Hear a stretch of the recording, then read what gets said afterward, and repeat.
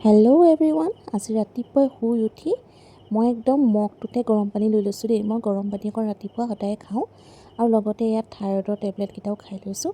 খাই লৈ এতিয়া যিহেতু গৰম দিনৰ পৰা ঠাণ্ডা দিন সোমাবহি, সেইকাৰণে ভাবিছোঁ এই বতৰৰ কোনো ভৰসা নাই ন, পটককৈ বৰষুণ দি দিব যে, সেইকাৰণে এখন এখনকৈ ব্লেংকেট ধুই আছোঁ।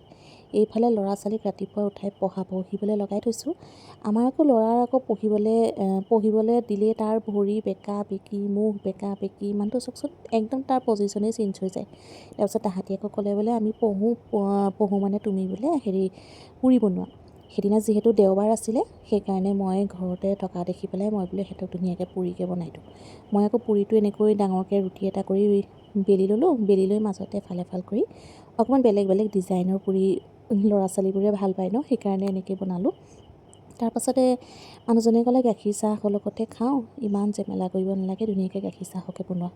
এয়া গাখীৰ চাহ আৰু লগতে এয়া বাটাৰ দি পেলাই ল'ৰা ছোৱালীক আৰু লগতে মোৰ শাহুৰ মাক ধুনীয়াকৈ একদম লগাই মেলি খাবলৈ দিছোঁ। মোৰ শাহু মাকে ফাৰ্ষ্টতে দি লৈছোঁ। শাহু মা আকৌ ৰাতিপুৱা সোনকালে উঠি পেলাই দিনটো টোপনিয়াই থাকে। বয়সো হৈছে যিহেতু, সেইকাৰণে অকণমান ৰাতিপুৱা সোনকালে উঠে, কিন্তু দিনটো টোপনিয়াই থাকে। ৰাতিপুৱা সোনকালে নুঠিব বুলি ক'লেও নহয়, মানে উঠিবই। তেওঁ মানে এটা নিয়ম আছে মানে ৰাতিপুৱা সোনকালে উঠা। এইফালে ল'ৰা ছোৱালীক খাবলৈ দি ল'লোঁ ধুনীয়াকৈ। খাবলৈ দি লৈ এইফালে মই আকৌ খানা বনোৱাত লগালোঁ।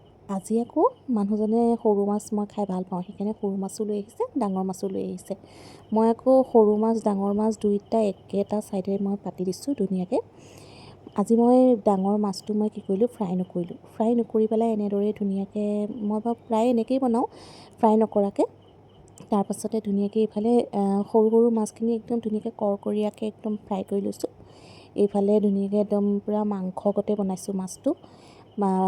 বিলাহী চিলাহী চব ধুনীয়াকৈ দি দিছোঁ, আদা নহৰু পেষ্ট, মছলা পিঁয়াজ চব দি মেলি এনেকৈ মাছটো তাতে দি একদম ধুনীয়াকৈ মিক্স কৰি লৈ এইখিনি মই অকণমান পানী দি পেলাই সিজাইছোঁ। সিজোৱাৰ পাছতে মইতো আলুটো যিটো দিছোঁ ন, আলুটো মই বইল দিছোঁ, কাৰণ এনেকৈ কাটি দি দিলে সিজোঁতে বহুত টাইম লাগে।